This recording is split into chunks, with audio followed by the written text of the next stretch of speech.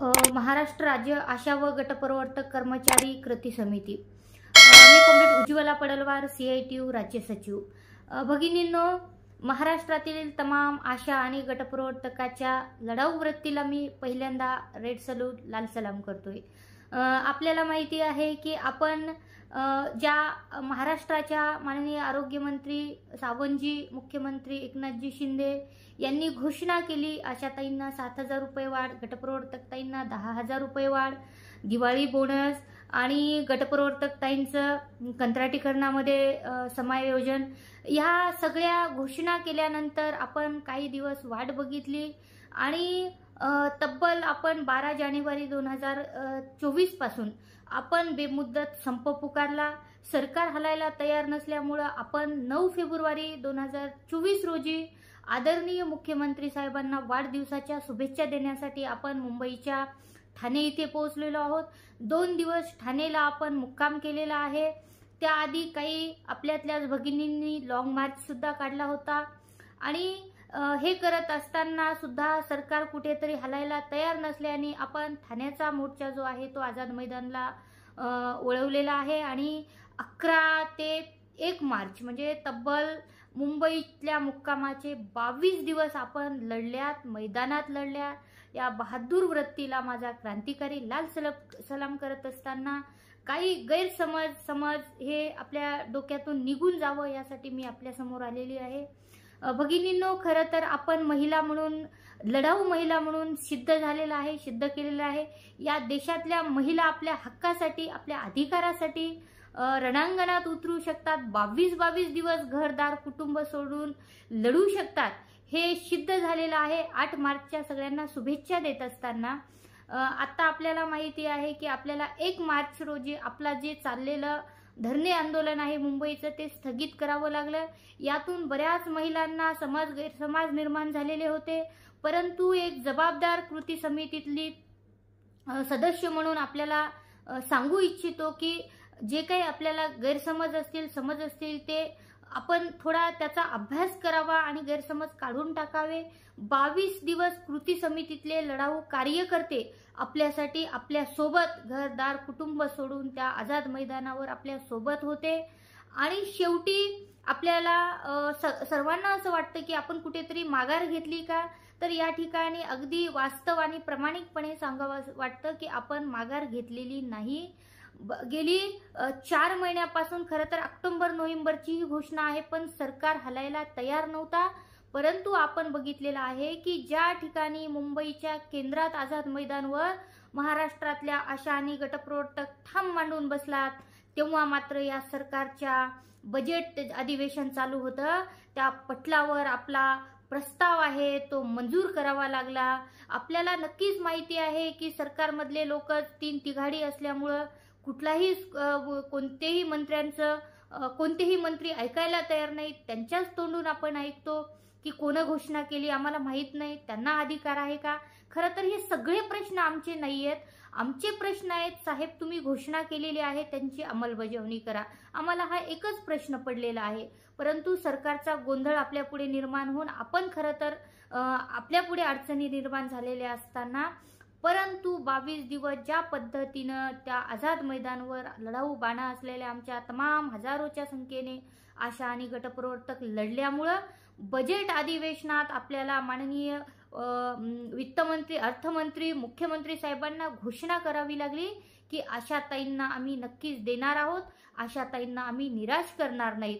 Budget चालू असताना खरं तर आपल्याला माहिती आहे 7 आणि 10,000 आपल्याला ते देणार नाहीत, ते काय आहे ते तो त्यांचा प्रश्न आहे। आम्ही तर 7 आणि 10,000वरच आजही अडून आहोत, परंतु आम्हाला अपेक्षा होती की काही जे देतील घोषणा, जे काही करतील माननीय मुख्यमंत्री त्यांनी घोषणा करावी, नंतर जो काही निर्णय आहे ते कृती समिती घेईल। परंतु शेवटपर्यंत मुख्यमंत्री साहेबांनी घोषणा कुठलीही केलेली नाही। परंतु त्यानंतर आपल्याला माहिती आहे नाशिकमध्ये तमाम हजारोच्या संख्येने शेतकरी त्या ठिकाणी कामगार ठाम मांडून बसलेले असताना आपले कॉम्रेड CITUचे राज्याध्यक्ष DL कराड, माजी आमदार कॉम्रेड JP गावित, आता रनिंग आमदार कॉम्रेड विनोद निकोले हे CITUचे राज्य सचिव आहेत, यांच्यासोबत तब्बल मुख्यमंत्री साहेबांच्या अध्यक्षतेखाली 6 मंत्रिमंडळाची बैठक झाली। त्या बैठकीला 6 मंत्री उपस्थित होते। त्या बैठकीमध्ये सुद्धा माननीय मुख्यमंत्री यांनी सांगितलं की आम्ही देणार आहोत. 6 मंत्र्याच्या देखत मी आपल्याला सांगतोय की आम्ही आशा आणि गटप्रवर्तक ताईंना देणार आहोत. नुसतंच देणार नाही तर भरीव असं देणार आहोत.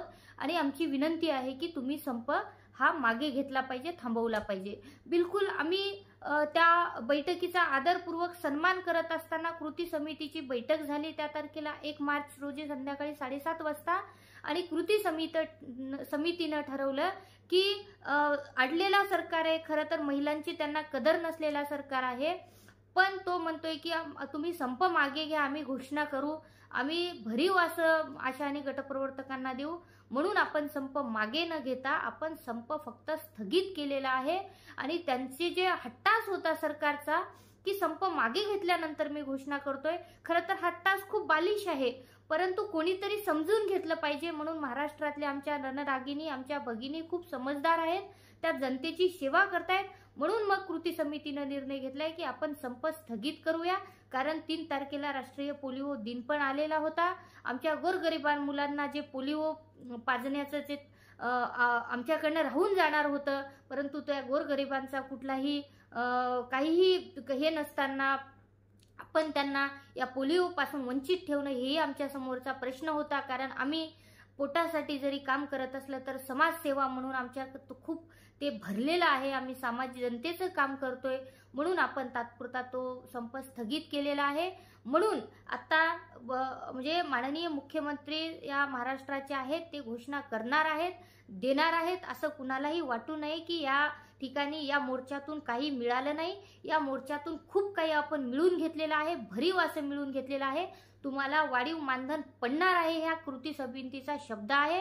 आपण आपापल्या क्षेत्रात चांगल्या पद्धतीनं काम करावं. कृती समिती राहिलेल्या याचा पाठपुरावा करणार आहे. आम्ही या सरकारला कृती समितीच्या वतीनं सोडणार नाही, परंतु आपला सुद्धा कृती समितीवर प्रचंड विश्वास असला पाहिजे. आपल्याला न्याय मिळणार आहे. मोठी लढाई केंद्राकडची आहे. आम्हाला किमान वेतन मिळालं पाहिजे, कर्मचाऱ्यांचा दर्जा मिळाला पाहिजे.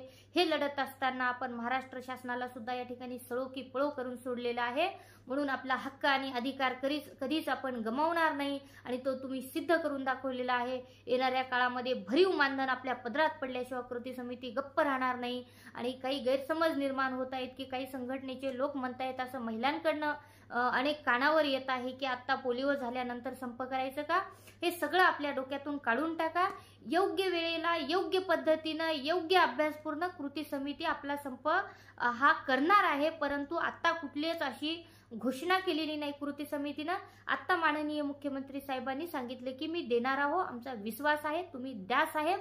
अन्यथा काय होईल हे आमच्या समोर आता आपल्याला सांगायची गरज नाही. परंतु त्या बैठकीनंतर आम्हाला खूप त्या म्हणजे झालेल्या कामगार आणि शेतकऱ्यांच्या बैठकीमध्ये जे 6 मंत्रिमंडळाच्या उपस्थितीमध्ये मुख्यमंत्री साहेबांनी बोललेलं आहे ते खूप आशादायी आहे. आम्हाला भरीव असं मानधन पडणार आहे, ते लवकरच पडणार आहे. आपला फक्त विश्वास असावा. आणि आता कोणीही कुठेही संप करणार नाही, कुठेही रास्ता रोको करणार नाही. योग्य वेळेत आपण सगळं काय करू, हा कृती समितीच्या वतीनं आपल्याला मी शब्द देतो. थांबतो. इन्कलाब जिंदाबाद.